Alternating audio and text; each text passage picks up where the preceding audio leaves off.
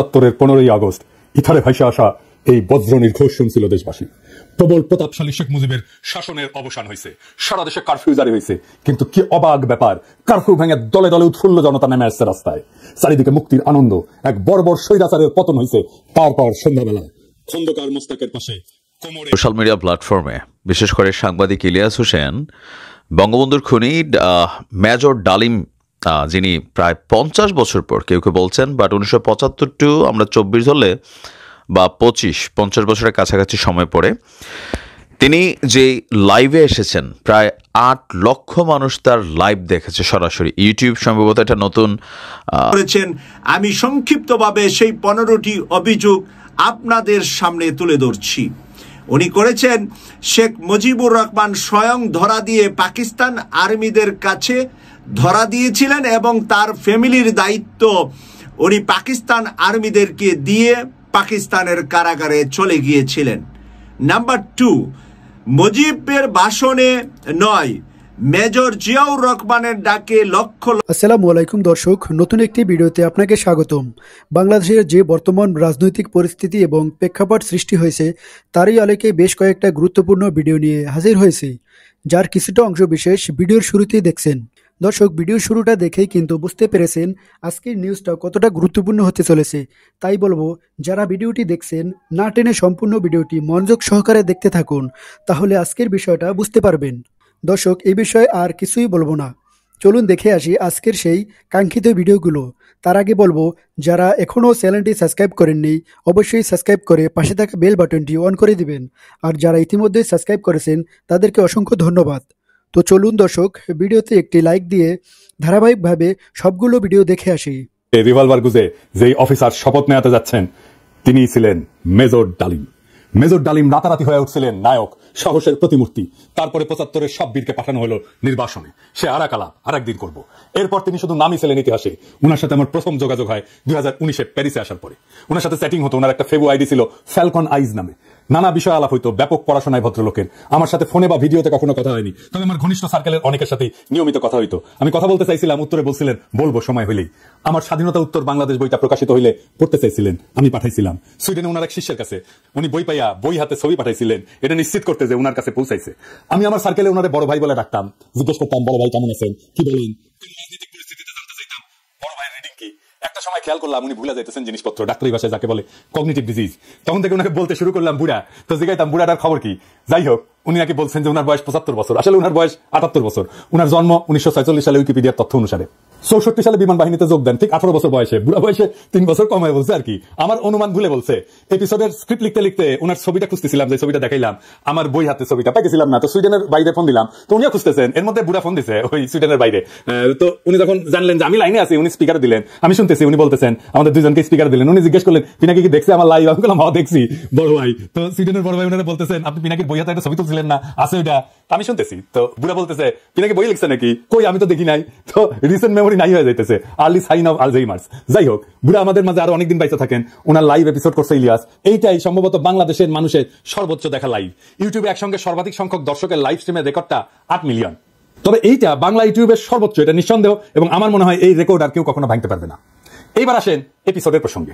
বাম, আওয়ামী লীগ আর প্রগতিশীল বিএনপি পুচ্ছে আগুন লাগিয়েছে একই সাথে। যাই হোক, আমি সবগুলো আগুন নিয়ে আজকে কথা বলবো না, কয়েকটা আগুন নিয়ে কথা বলি। প্রথম অভিযোগ কি, মেজর ডালিম নাকি খুনি। আসলে কি মেজর ডালিম খুনি? আসলে না, খুঁজে দেখি। বিপ্লবী এবং সৈনিকদের খুনি বলা যায় না, কারণ তাদের কর্মকাণ্ড এবং উদ্দেশ্য সাধারণ অপরাধীর সাথে তুলনা করা যায় না। আদালত যখন প্রাণ নাই সেটাকে খুন বলা যায়? একজন সৈনিক যখন দেশের শত্রুকে হত্যা করে সেটাকে অপরাধমূলক কাজ? একজন নারী যখন তার ধর্ষককে হত্যা করে ফেলে ধর্ষণের সময় সেটাকে অপরাধ না? সেটা না। কেন না? এর কয়েকটা কারণ আছে, বুঝে দেখি। 1 নম্বর কারণ, নৈতিক পার্থক্য, মোরাল জাস্টিফিকেশন। বিপ্লবীরা সাধারণত বিদ্যমান শাসন ব্যবস্থার অন্যায় বা নিপীড়নের বিরুদ্ধে সংগ্রাম করে। তাদের কর্মকাণ্ড একটা বৃহত্তর সামাজিক এবং রাজনৈতিক পরিবর্তনের উদ্দেশ্যে পরিচালিত হয়, বৃহত্তর স্বার্থে। নৈতিক দৃষ্টিকোণ থেকে এটা ন্যায় যুদ্ধ, জাস্ট ওয়ার, এই ধারণার সাথে সম্পর্কিত। সৈনিকেরাও একটা প্রতিষ্ঠিত রাষ্ট্র বা আদর্শ রক্ষার জন্য কর্তব্য পালন করেন। 2 নম্বর, উদ্দেশ্যের মাহাত্ম্য, এটাকে ইংরেজিতে বলে এন্ডস ভার্সেস মিনস। বিপ্লবী বা সৈনিকদের কর্মকাণ্ডের উদ্দেশ্য ব্যক্তিগত স্বার্থ না, বরং এটা বৃহত্তর সমাজ জাতির জন্য। দার্শনিক ইমানুয়েল কান্ট বা জন স্টুয়ার্ট মিলের মতবাদে উদ্দেশ্যের গুরুত্ব এবং প্রভাব নিয়ে আলোচনা আছে। মিলের উপযোগবাদ বলে একটা তত্ত্ব আছে। এটা অনুযায়ী যদি একটা কর্ম বৃহত্তর জনগণের কল্যাণে হয় তবে সেটা নৈতিকভাবে গ্রহণযোগ্য। 3 নাম্বার, সমাজের দৃষ্টিভঙ্গি বা পারসেপশন বাই সোসাইটি।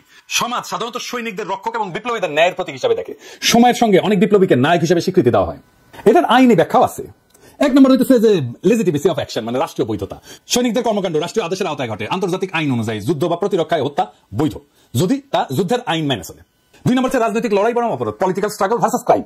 বিপ্লবীরা সবসময় বিদ্যমান আইন ভঙ্গ করে। বিপ্লব বা অভ্যুত্থান বিদ্যমান আইনের উপরে, সেই জন্য বিপ্লবীদের কর্মকাণ্ডকে অপরাধ হিসেবে বিবেচনা করা যায় না, কারণ আইন এটা সংজ্ঞায়িত করে বা ডিফাইন করে অপরাধ, আর বিপ্লব এটার উপরে। উপরে থেকে এই অপরাধের ডেফিনেশন তো বিপ্লব গ্রহণ করবে না। জুলাই বিপ্লবে পুলিশ নিহত হয়েছিল, মারা গেছিল, মারে ফেলা হয়েছিল, এটা অপরাধমূলক কাজ না, এটা বিপ্লবী সহিংসতা। এই জন্য এই হত্যার বিচার করা যাবে না, কারণ বিপ্লব অভ্যুত্থান আদালত বা আইনের চাইতে বড়। যদি পুলিশ হত্যার বিচার হয় তাহলে ধরে নেবেন বিপ্লব পরাজিত। 15ই আগস্টের বিপ্লব পরাজিত হয়েছিল জন্য আগস্ট বিপ্লবের নায়কদের বিচার এবং ফাঁসি হয়েছিল। 3 নম্বর হইতেছে যে ইচ্ছাকৃত হত্যা বরং কর্তব্য, ইন্টেনশনাল কিলিং ভার্সেস ডিউটি। সাধারণ অপরাধী ব্যক্তিগত স্বার্থে হত্যা করে, অন্যদিকে সৈনিকেরা যুদ্ধক্ষেত্রে এবং বিপ্লবীরা সামাজিক রাজনৈতিক কাঠামো এবং বিদ্যমান ব্যবস্থা বদলের উদ্দেশ্যে কাজ করে, এবং এর ক্ষেত্রে বিপ্লবী সহিংসতা হয়। এইটা তাদের কাজকে ইচ্ছাকৃত হত্যাকাণ্ড থেকে আলাদা করে।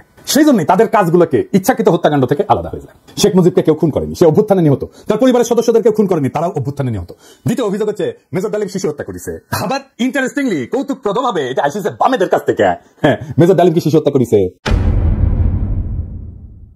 মেজর ডালিম 32 নাম্বার আক্রমণ করে নাই, তারে দায়িত্ব দিতে চাইছিল, সে নেয় নাই। কারণ মুজিব পরিবারের সাথে তার একটা ব্যক্তিগত পারিবারিক সম্পর্ক ছিল। সে গেছিল মুজিবের ভগ্নিপতি আব্দুর রব সে নিয়ামতের বাসায়। সেখানে তার 14 বছরের বয়সী মেয়ে বেবি, 12 বছরের বয়সী ছেলে আরিফ এবং 4 বছর বয়সের নাতি সুকান্ত আব্দুল্লাহ, যেটা আবুল হাসনাত আব্দুল্লাহর ছেলে, ও মারা যায়। আবুল হাসনাত আব্দুল্লাহ হারামজাদাটা পানির ট্যাঙ্কে লুকেছিল, বেঁচে যায়। কিন্তু কথা হইতেছে বাড়ির নারী আর শিশুদের বন্দুকের মুখে ফেলায় পানির ট্যাঙ্কে লুকেছিল কেন হারামজাদাটা? ওইটা জয় বাংলা হইলে তো আরো সুবিধা হইলেনি। যাই হোক, এবার আসেন দেখি মহান বিপ্লবের সময় শিশুদেরকে হত্যা করা হয়েছিল। যতগুলো বিপ্লব হয়েছে ইতিহাসে, যেগুলো নাম জানি আমরা, যেগুলো নিয়ে কাইট হয়ে পড়ে যায় বিপ্লবীরা, আসেন সেটা দেখি। ফরাসি বিপ্লবের সময় লুই শার্লস, যাকে লুই সপ্তদশ বলা হয়, মানে রাজা ষোড়শ লুই এবং মেরি আতরনাথের ছোট ছেলে, বন্দী অবস্থায় খাইতে না দিয়ে কারাগারে রেখা মৃত্যুর দিকে ঠেলে দেওয়া হয়। যখন তার মৃতদেহ বের করা হচ্ছিল, তার শরীরে কোনো মাংস ছিল না, কঙ্কালের উপরে চামড়া। বিপ্লবীরা হত্যা করবে না, কারণ তাদের পবিত্রতা নষ্ট হবে, কিন্তু খাইতে না দিয়া দিনের পর দিন কষ্ট দিয়া মেরে ফেলা যাবে। তো ফরাসি বিপ্লব নিয়ে আধিক্ষেত তো করে সবাই। আবার রুশ বিপ্লব নিয়ে তো বামেরা কাইট হয়ে পড়ে যায় না? যে বামেরা কবে তাদেরকে কইবেন এটা, যে রাশিয়ার জার দ্বিতীয় নিকোলাস এবং তার পরিবারের সদস্যদের বন্দী করে কমিউনিস্টরা। জার কিন্তু তখন ক্ষমতায় না, জারের ক্ষমতা অনেক আগে চলে গেছে। কমিউনিস্টরা কিন্তু জারের কাছ থেকে ক্ষমতা নেয়নি। কমিউনিস্টরা কেরেনস্কি সরকারকে উৎখাত করে ক্ষমতা নিয়েছে, মানে লেনিন। ক্ষমতা নেওয়ার পরে 18 সালে 17 জুলাই একসাথে হত্যা করে এই জারের পরিবারকে, তার স্ত্রী আলেকজান্ড্রা এবং তাদের 5 সন্তান, অলগা, তাতিয়ানা, মারিয়া, আনাস্তাসিয়া এবং অ্যালেক্সি। লেনিন মনে করছিল জারের পরিবার যদি বেঁচে থাকে তাহলে তারা রাজতন্ত্র পুনরুদ্ধারের জন্য কাজ করতে পারে। এই জন্য পুরো পরিবারকে হত্যা করার সিদ্ধান্ত নেওয়া হয়। পরিবারের সকল সদস্যদেরকে কমিউনিস্ট বিপ্লবীরা গুলি করে হত্যা করে, পরে তাদের মৃতদেহ অ্যাসিড দিয়ে বিকৃত করে মাটিতে পুঁতে ফেলা। এর মধ্যে আনাস্তাসিয়া নিকোলায়েভনার এর বয়স ছিল 17 বছর, আর অ্যালেক্সি নিকোলায়েভিচের বয়স ছিল মাত্র 13 বছর। দুই ক্ষেত্রেই প্ল্যান করে মারা হয়েছে। কি বলা হয় যে মাইল ফলকেও যুক্ত করেছে। তো যাই হোক, গতকালকে প্রায় 2 ঘন্টার উপরে তিনি আলোচনা করেছেন। মেজর ডালিম এখানে যে বিষয়গুলো আলোচনা করেছেন, সামগ্রিক আলোচনাকে আপনি যদি একটা প্ল্যাটফর্মে আনেন, এটা আমার ব্যক্তিগত বিশ্লেষণ বা মতামত। এখানে আওয়ামী লীগ, বিএনপি, জামায়াত ইসলাম 3টা দলের মধ্যে এই ইন্টারভিউতে আসলে উপকৃত হয়েছে কারা? জামাত ইসলাম। অনেকে বললেন যে ভাই কিভাবে জামাত ইসলাম, তিনি তো জামাত নিয়ে কোনো কথা বলেন নাই। জি, এটাই হচ্ছে বড় কথা। 1971 জামাতের ভূমিকা নিয়ে তিনি তেমন কোনো কথা বলেননি। আর তার টোটাল আলোচনার মধ্যে বিএনপি সম্পর্কে এতদিন যেই জিনিসগুলা মানুষ জানতো না, তিনি কিন্তু সেইগুলা এখানে প্রকাশ করলেন। যেমন প্রথমত যে বঙ্গবন্ধু শেখ মুজিবুর রহমানের নির্দেশে শহীদ প্রেসিডেন্ট জিয়াউর রহমান স্বাধীনতার ঘোষণা করেছেন, এটা একটা ইস্যু সামনে আসলো, ক্লিয়ার করে দিয়ে গেলেন। নাম্বার 2 হচ্ছে আওয়ামী লীগ সম্পর্কে তো তার অনেক নেগেটিভ বক্তব্য আছে, যার কারণে বঙ্গবন্ধুকে হত্যা সহ বিভিন্ন, বা তিনি বলছেন যে একটা অভ্যুত্থান ছিল, সেই অভ্যুত্থানে শেখ মুজিবুর রহমান তিনি নিহত হয়েছেন, সেটা আলাদা পার্ট। এর বাহিরে ওনার স্ত্রীকে শেখ কামাল অপহরণ করেছে, এই বিষয়টাও কিন্তু তিনি অনেকটা ক্লিয়ার করে গেছেন যে আসলে এই ঘটনার পেছনে শেখ কামাল কোনো ক্যারেক্টারে ছিল না, ছিল গোলাম গাজী সম্ভবত, যে ব্যক্তির নাম বলছিলেন। আর এখানে আরেকটা বিষয় তিনি যেটা ক্লিয়ার করেছেন যে বঙ্গবন্ধুর পরিবারের সাথে তার একটা ভালো সম্পর্ক ছিল, এটা হচ্ছে আরেকটা বিষয়। এবং কি 25 বছরের তাদের যে প্ল্যান ছিল, সেই প্ল্যানে আপনার শহীদ প্রেসিডেন্ট জিয়াউর রহমান তিনিও একজন প্ল্যানের পার্টনার ছিলেন, এগুলো তার মুখের কথা। আরেকটা কথা তিনি বললেন কি, যে জিয়াউর রহমান তিনি বাংলা লিখতে জানতেন না। এটাও কিন্তু আমার মনে হয় যে জাতি হিসাবে আমরা প্রথম জানলাম, তাই না, যে তিনি বাংলা লিখতে জানতেন না। আরেকটা বিষয় হচ্ছে শহীদ প্রেসিডেন্ট জিয়াউর রহমানের যে কয়েকটা ছবি খুবই ভাইরাল। তিনি কাঁধে কোদাল নিয়ে একটা ছবি তিনার আছে, খাল খননের সম্ভবত গেঞ্জি পরে। তো এই ছবিটাকে নিয়েও তিনি এক ধরনের কথা বলেছেন যে বাহিরে আপনারা যা দেখছেন এগুলো ছিল আউটলুকিং, বাট ভেতরে নিজের ক্ষমতাকে কুক্ষিগত করার জন্য শহীদ প্রেসিডেন্ট জিয়াউর রহমান তিনি অনেক সেনা অফিসারদের জীবনও নিয়েছেন। সংখ্যাটা কয়েক হাজার সম্ভবত বলছিলেন।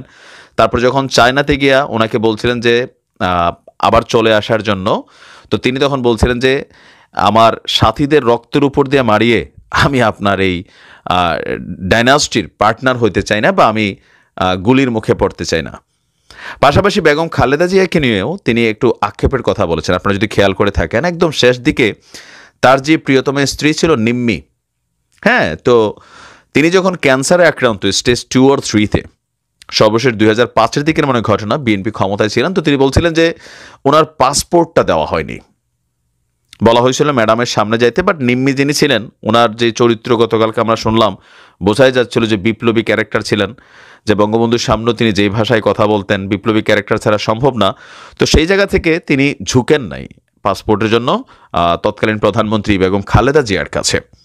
তো এই না ঝুঁকার কারণে তার পাসপোর্টটা পাইতে দেরি হয়, আর যখন তিনি পাইছেন তখন তার ক্যান্সার স্টেজ 4।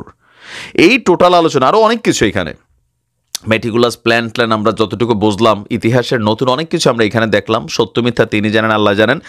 বাট তার এই টোটাল আলোচনার মধ্যে বিএনপির অনেকটা ক্ষতি তো হয়েছেই 100%। আওয়ামী লীগের তার ক্ষতি হবে কি?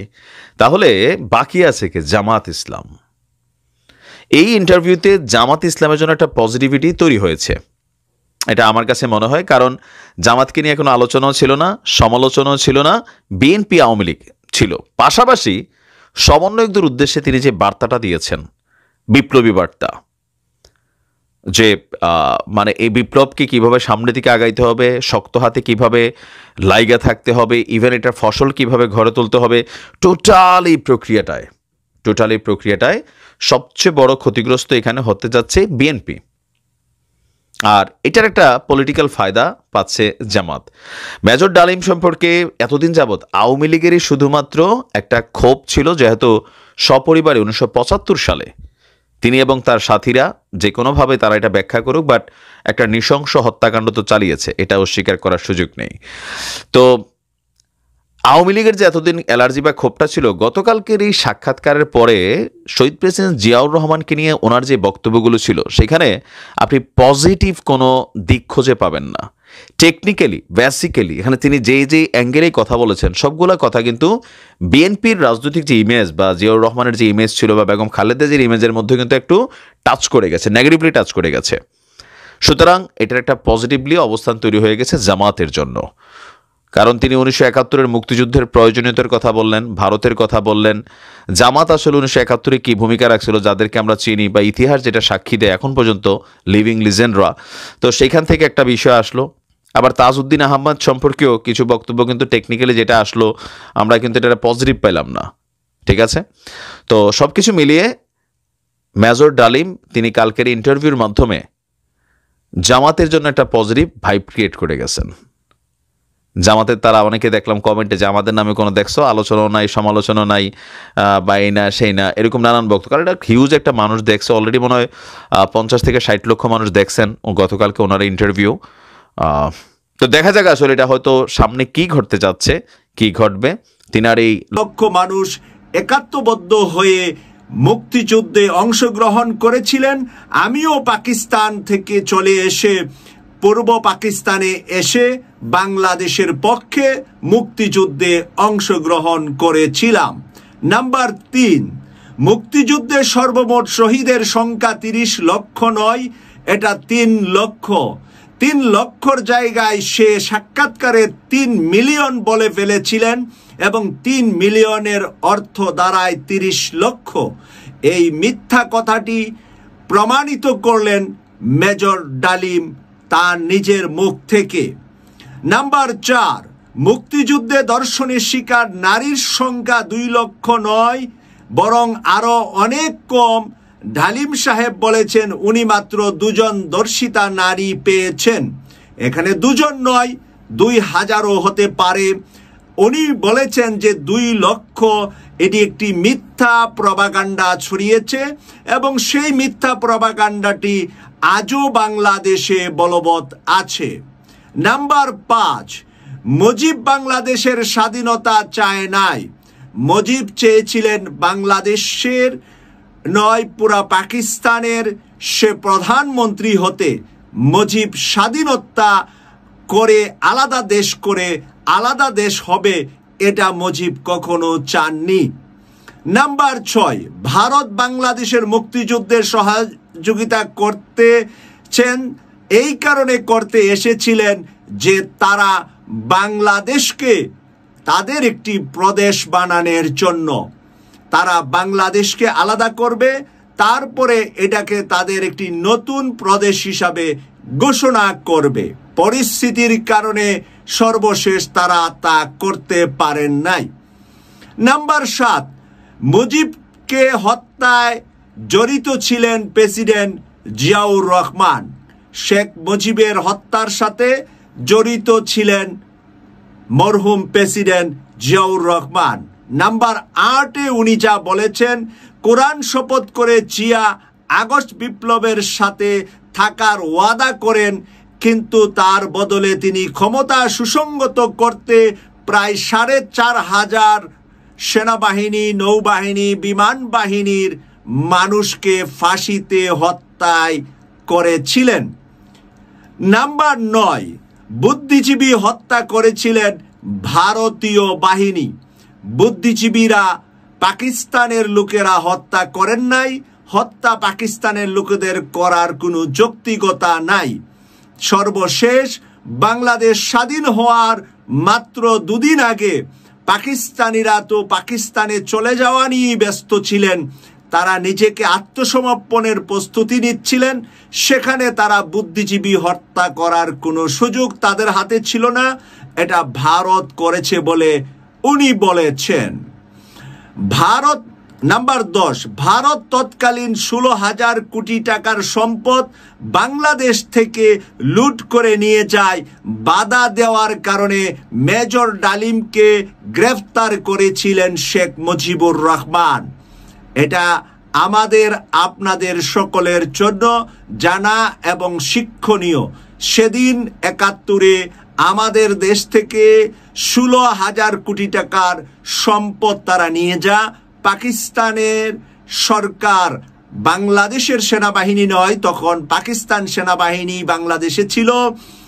এই সেনাবাহিনী, নৌবাহিনী, বিমান বাহিনীর আমাদের যত দামি অস্ত্র শস্ত্র, গোলাবারত, আমাদের স্বর্ণ অলংকার, দেশের ডিপোজিট, আমাদের ডলার পাউন্ড যা ছিল সব তারা বাংলাদেশ থেকে যুদ্ধ শেষ করে 16 ডিসেম্বরের পরে বাংলাদেশ থেকে নিয়ে যায়। জহির রায়হান ও শহীদুল্লাহ কায়সারকে হত্যা করেছিল শেখ মুজিব।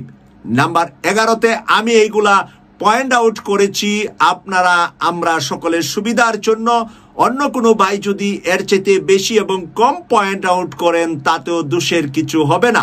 আমি 15টি পয়েন্ট আউট করলাম যে কি কি বিষয়ে তিনি গতকাল লাইভ টকশোটিতে কথা বলেছেন। তো এখানে জহির রায়হান এবং শহীদুল্লাহ কায়সারকে শেখ মুজিব হত্যা করেছে। আর সেই শহীদুল্লাহ কায়সারের মেয়ে শমী কায়সার শেখ হাসিনার আঁচলের নিচে থেকে কোটি কোটি টাকার সম্পদের মালিক হয়েছেন, একাধিক বিয়ে শাদী করে রেকর্ড করেছেন। বর্তমানে শহীদুল্লাহ কায়সারের মেয়ে শমী কায়সার কারাগারে আছে। অন্তর্বর্তীকালীন সরকার তাকে তার বিশাল 15.5 বছর শেখ হাসিনার পাশে থেকে অপরাধ করার কারণে গ্রেফতার করেছেন। নাম্বার 12, বিপ্লবী সিরাজ শিকদারকে পরিকল্পনা করে হত্যা করেছে শেখ মুজিবুর রহমান। বিপ্লবী সিরাজ শিকদার নিয়ে যত কথা আমরা শুনি তা পরিষ্কার করলেন মেজর ডালিম। নাম্বার 13, কথা আর কাজে কোনো মিল ছিল না শেখ মুজিবুর রহমানের। শেখ মুজিবুর রহমানের কথা এবং কাজের কখনো মিল ছিল না। নাম্বার 14, মুজিব হত্যার পরে মিষ্টি বিতরণ করে দেশের মানুষ। মুজিবকে হত্যার পরে মিষ্টি বিতরণ হয়েছিল দেশের মানুষ, ওটা এখানে এভাবেও তুলে আনা হয়েছে যেমনটা 24-এ হাসিনার পতনের পরে মিষ্টি বিতরণ হয়েছে। বাবা এবং মেয়ে দুজনের বিদায় একই সূত্রে, একই সিস্টেমে, একই গাথায়, একই মাস অগাস্টই হয়েছে। সর্বশেষ নাম্বার 15-তে উনি যে পয়েন্টটা আমি আপনাদের সামনে তুলে ধরছি, মেজর ডালিমের স্ত্রী ক্যান্সার রোগে আক্রান্ত হয়ে দীর্ঘদিন হাসিনা ক্ষমতা থাকার কারণে তাকে দেশ থেকে বের হতে এবং চিকিৎসা করতে সুযোগ দেন নাই। পরবর্তীতে বেগম খালেদা জিয়া যখন 2001-এ রাষ্ট্রীয় ক্ষমতায় আসেন, তখনও বেগম খালেদা জিয়া তার পাসপোর্ট দেন নাই, বিদেশে গিয়ে চিকিৎসা করতে পারেন নাই, ধুকে ধুকে মারা গিয়েছেন ক্যান্সার নিয়ে মেজর ডালিমের স্ত্রী। মেজর ডালিমের স্ত্রী নিয়ে আছে বিশাল লোমহর্ষক ইতিহাস, যেই ইতিহাসে নতুন করে আজকে আবার আমাদের তরুণ প্রজন্ম জানার সুযোগ পেয়েছে সাংবাদিক ইলিয়াস হোসেন ভাইয়ের সৌজন্যে। আমি সেই কারণেই বলে থাকি যে সাংবাদিক ইলিয়াস হোসেন বর্তমান সময়ের জন্য, বাংলাদেশ ভাষার মানুষের জন্য, বাংলাদেশের মানুষের জন্য একজন দূত, আল্লাহ প্রেরিত। এরকম কিছু দূত যুগে যুগে পৃথিবীতে আল্লাহ পাঠান। তারা নবীও না, রাসূলও না, তারা কিছু কিছু তাদের সেই টাইটেল আল্লাহর তরফ থেকে আসে না। জনগণ তাদেরকে যোদ্ধা, সংগ্রামী, মুক্তিকামী, বিভিন্ন ফ্রিডম ফাইটার, বিভিন্ন নাম পৃথিবীতে দেয়। ওই নামের একটা অংশ হবে সাংবাদিক ইলিয়াস হোসেন। ইতিহাসের পাতায় উনি সাংবাদিকতাকে সম্মানের সাথে পৃথিবীর মানচিত্রে রেখে যাবেন। বাংলা ভাষায় আপনি আমি যদি ভাবি সীমাবদ্ধ থাকবে গতকালের লাইভ টক শোটি, একেবারেই আমরা অন্ধ বা অজ্ঞতা পরিচয় দেব। সেই লাইভ টক শোটি ইংরেজি, আরবি, হিন্দি, উর্দু, চাইনিজ, জাপানিজ, পৃথিবীর এমন কোনো স্প্যানিশ, ফ্রান্স, জার্মান সহ এমন কোনো ভাষা নেই, রাশিয়ান ভাষা থেকে শুরু করে সকল ভাষায় অলরেডি ট্রান্সলেট হয়ে বিশ্ব মঞ্চে কাপাকাপি করছে মেজর ডালিমের সাক্ষাৎকারটি।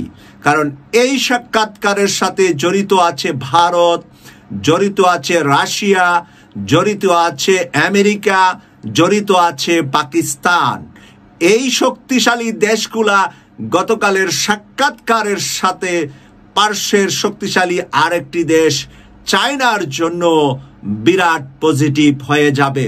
তাই চায়নাও এই সাক্ষাৎকারটি তাদের নিজস্ব ভাষায়, তাদের সাংবাদিকদের মাধ্যমে, তাদের মিডিয়ার মাধ্যমে তাদের জনগণের সামনে উপস্থাপন করবেন। কারণ বাংলাদেশের সেপারেশন পাকিস্তান থেকে হওয়ার পুরা ইতিহাস লুকিয়ে আছে গতকালের। দর্শক, আমি আশা করি আপনি সবগুলো ভিডিওই মনোযোগ সহকারে দেখছেন। সেই সাথে দর্শক, এই ভিডিওগুলো সম্পর্কিত যদি কোনো তথ্য এবং মতামত থাকে তাহলে কমেন্টে জানাবেন। এতক্ষণ সাথে থাকার জন্য ধন্যবাদ। আজকের মতোই এ পর্যন্তই। আল্লাহ হাফেজ।